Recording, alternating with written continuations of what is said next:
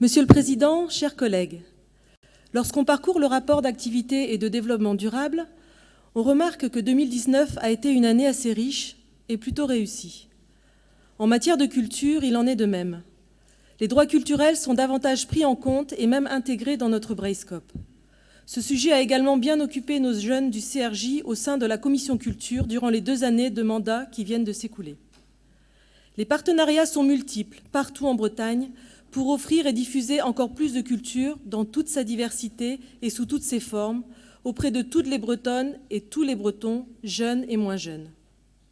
De nouveaux projets ont vu le jour, comme le travail piloté par Arts Contemporains de Bretagne, que nous avons soutenu pour la structuration des arts plastiques en Bretagne, ou encore dans le domaine du cinéma et de l'audiovisuel, avec une augmentation du budget de 3,66 millions d'euros pour la période 2019-2021.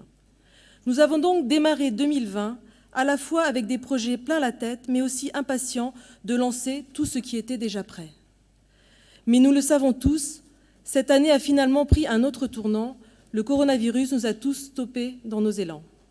Le monde de la culture ne fait pas exception, bien au contraire, sur les difficultés et même les ravages que cette crise entraîne. Le confinement a montré à celles et ceux qui le savaient déjà, mais aussi à celles et ceux qui en doutaient, que la culture est partout. Dans les livres, dans la musique, dans les films, sur les plateformes, en streaming aussi parfois. Il a fallu re-questionner ces pratiques culturelles pendant des semaines et la question du temps, du sens de nos vies est apparue.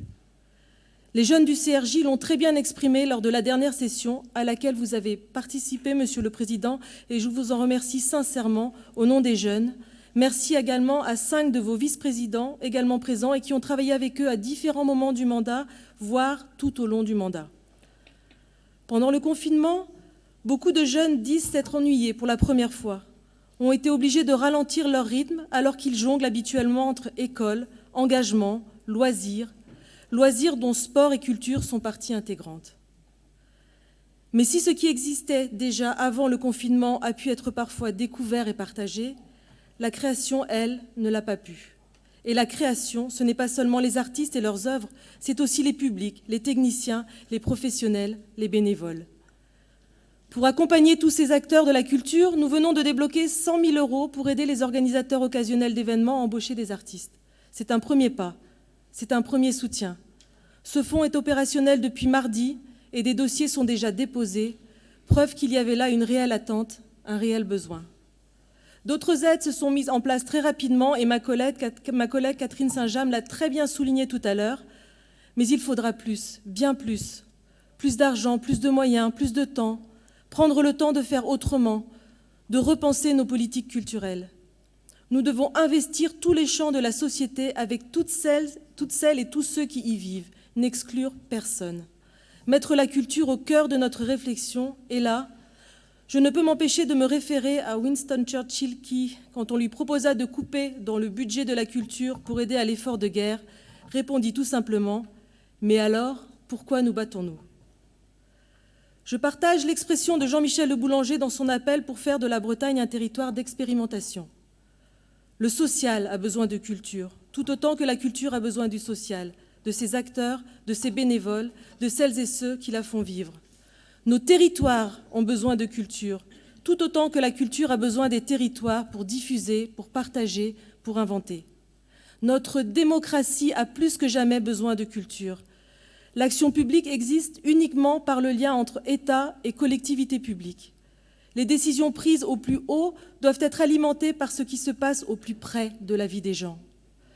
Les nombreux réseaux culturels qui existent sont des partenaires et des maillons essentiels à la vie culturelle.